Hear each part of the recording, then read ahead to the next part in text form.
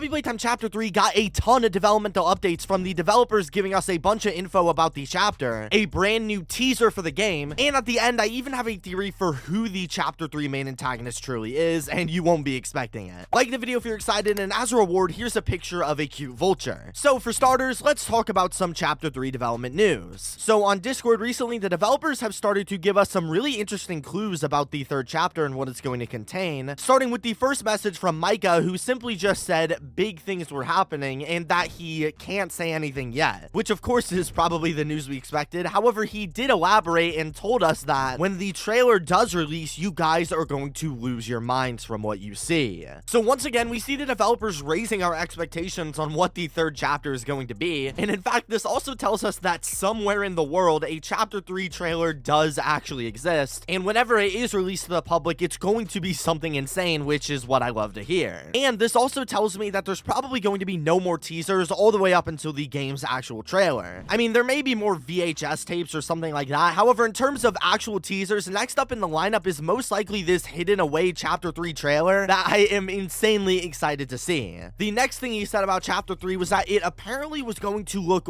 way better than Chapter 1 and Chapter 2 quality-wise, which is something we've known about for a bit. Since a while ago, they also said that the chapter was going to be running on Unreal Engine 5 for the very first time. However, Micah extends this claim by saying that Chapter 3 is so good, in fact, that they're probably going to have to go back and remaster Chapter 1 and 2 to simply match the game graphically and to close the gap, which is insane if true. I mean, I always thought Chapter 1 and 2 were extremely high quality visually, at least compared to other indie horror games, and hearing this is once again just raising my expectations for Chapter 3 a ton, so I'm just getting more and more excited. Regarding the game's lore, Micah also told us some stuff, saying that some people have predicted things about Chapter 3 that I'm surprised about, but most people are completely off. Now, I don't know if the developers watch my theory or whose theories they watch, but I know I've theorized in the past tons of different things about Chapter 3 and what it's going to contain, and if you've already seen those videos, which if you haven't, what are you doing, then this could be telling us that we are either surprisingly correct with our theories, or most likely we were completely wrong. So I'm really looking forward to see what stuff we theorized about was accurate and what wasn't. The next piece of information Micah told us is that once again, Chapter 3 is going to be scary. And if you've been following all of the Chapter 3 updates up until this point, they've constantly gone on about how much scarier this chapter is going to be compared to the other two, which were already scary enough in my opinion, but as we will see in the new teaser we got later in the video, they definitely have been delivering on this promise. But for the game and its actual gameplay, Micah made sure to tell us that they are taking a way more playtest focused approach to the whole chapter, which is going to make it turn out much better gameplay wise. Also saying that they were playtesting like every day, which to me tells me that they were very much trying to ensure that with this presumably extremely ambitious chapter that there's no bugs or issues out of launch, because it's practically commonplace now for these indie games to come out extremely buggy. However, they also told us that they were literally playtesting every single day, and I admittedly don't really know a single thing about game development, so correct me if I'm wrong here, but if they are playtesting the game, doesn't that mean that there has to be a game to playtest? And doesn't this basically confirm to us that Chapter 3 is at least in its later stages of development since they are testing it for bugs? I can't exactly be sure, but to me it sounds like the devs are saying that the game is going along incredibly well, and while we still might not even be close to Chapter 3's release, they seem to have made way more progress than I was initially expecting. In fact, going more into the production timeline for Chapter 3, somebody asked them if they were adding subtitles for the game in the future, with Micah responding saying that they don't know yet because usually the last thing done in production is subtitles, which for one tells us that there's going to be voice lines in the game from somebody, which was probably expected, and furthermore, it tells us that the devs aren't quite in the final stages of production yet and still have a ways to go before the chapter can be released. But most recently, the last thing that Micah said in the server was that a couple days later, he told us that he supposedly made a teaser image that is going to become an emoji when it's out. I don't exactly understand what that means. Maybe it's going to be like a meme or something like that. However, apparently there's another teaser image out there, whether it be for Project Playtime or Chapter 3, which should hopefully be coming out in the incredibly near future. But speaking overall about these messages, I found it really weird that the devs randomly started giving us tons of teasers about Chapter 3, along with the other teasers we talk about later in this video for no real reason. Like, I've covered videos on the Discord server before, but they've never been this active with giving us consistent teases. So to me, it honestly seems like we are getting pretty close to getting some big news, and I'm interested to see where this all goes. But now, guys, let's talk about the brand new, I think, teaser Easter that we just got recently. So basically, if you didn't know, as a bit of an Easter celebration, Mob Games started holding a choose-your-own-adventure story for the occasion, where we could see Bunzo Bunny and a new toy named Bucky going on an egg hunt together, where they can ask Braun, Boxy Boo, and PJ Pugapillar where the eggs are hidden. And then fans voted on what they wanted to do next, where they all chose to go for Braun. The story would then go on with Braun telling us to go to the game station before Bunzo smells an egg under this boarded up area, which you may remember is the same place the prototype comes out of in chapter 2 after killing Mommy Longlegs. After the poll voted to go investigate the smell, we see behind the area where Bunzo finds an egg extremely high up on this catwalk section, with the options of using the boxes or a grab pack to try and retrieve the egg. Everybody voted to use the grab pack, so we tried using it to capture the egg, but would accidentally crush it, revealing that there was a very disturbing baby bird hiding beneath. And this time there was no options on what to do with the pole, and the comic would follow showing Bunzo trying to help the bird before a wooden barricade falls below him, and after falling down a slide, he finds himself stuck in some random hole placed in the factory. We voted for what to do next, where people suggested to yell, and then nothing happened. An hour passed, 12 hours passed, 1 day, 3 days, 8, 15, and then Bunzo would finally die, showing us a real-life render of his remaining corpse with the line simply "the end" put to end it off. Now, this is an extremely dark and interesting teaser, really giving us an idea on the tone we are going to be seeing here in chapter 3. And while some people think this was only an Easter event and didn't actually mean anything, there is no way that this was just for Easter, and in all reality, this is most likely a disguised teaser for chapter 3, and more specifically, the chapter 3 main antagonist. Who is the antagonist, you may ask? Well, I think I have an idea. See, when we see Bunzo Bunny run under the door, we see the egg that Bunzo is looking for sitting extremely high up in the catwalk area, unreachable to most people. And when Bunzo, of course, grabs it anyway, it looks literally like a real-life bird was being created inside of it and was not put there as an Easter egg hunt, but was actually just a real bird that Bunzo Bunny went and smashed, which tells me that this bird egg of some sorts most likely had a mother taking care of it, and a mother at that who could fly up into the nest that of course she thought would be safe. And I think that this detail is the developers trying to tell us that this brand new character in the game is going to be some sort of bird or flying creature. When Bunzo Bunny dies, we could see he falls down some sort of weird infinite slide before being dumped into a trap room, injured and unable to move based on his position staying the same throughout days and him never trying to get any sort of help. However, when we see the place Bunzo was trapped in, there were no doors and no windows, with no real way to get out except through the slide that he initially fell down, which, with that being said, is something that you could only escape from if you had, say, I don't know, wings maybe?